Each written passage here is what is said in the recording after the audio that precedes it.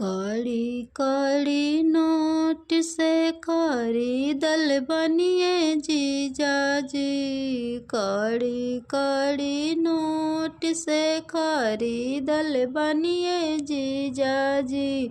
दीदी जवन कहिए ऊ कदमिए जीजाजी। दीदी जवन कहिए ऊ कदमिए जीजाजी।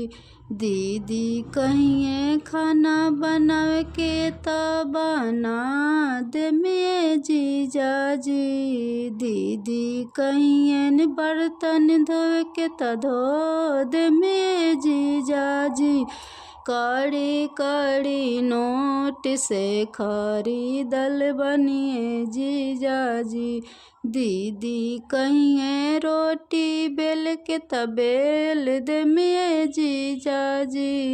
दीदी कहिए कपड़ा धोवे के त धो देमिए जीजाजी। दीदी करिहन इशारा त समझ जामिए जीजाजी।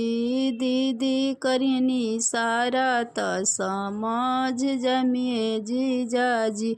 दीदी देखहिन आँख त डेरा जमिए जीजाजी।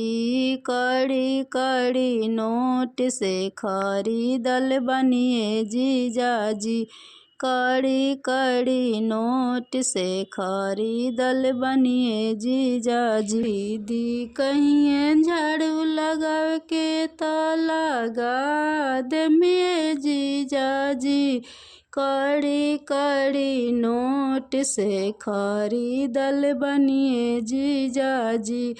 दीदी कहिए बिस्तर लगावे के त लगा देमिए जीजाजी। दीदी कहिए पैर दबावे के त दबा देमिए जीजाजी। कड़ी कड़ी नोट से खरीदल बनिए जीजाजी। कड़ी कड़ी नोट से खरीदल बनिए जीजाजी। दीदी कहिए घूमे के घुमा देमिए जीजाजी। दीदी कहिए घूमे के त घुमा देमिए जीजाजी। चार चक्का गाड़ी हमर दिहले बानी पापाजी। चार चक्का गाड़ी हमर दिहले बानी पापाजी। कड़ी कड़ी नोट से खरीदले बानी पापाजी। कड़ी कड़ी नोट से खरीदल बनिए जीजाजी। 9 लाख रुपया नगद गिनले बानी पापाजी। 9 लाख रुपया नगद गिननी हमर पापाजी। कड़ी कड़ी नोट से खरीदल बनिए जीजाजी।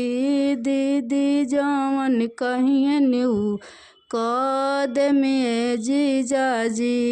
दीदी जवन कहिए ऊ कदमिए जीजाजी।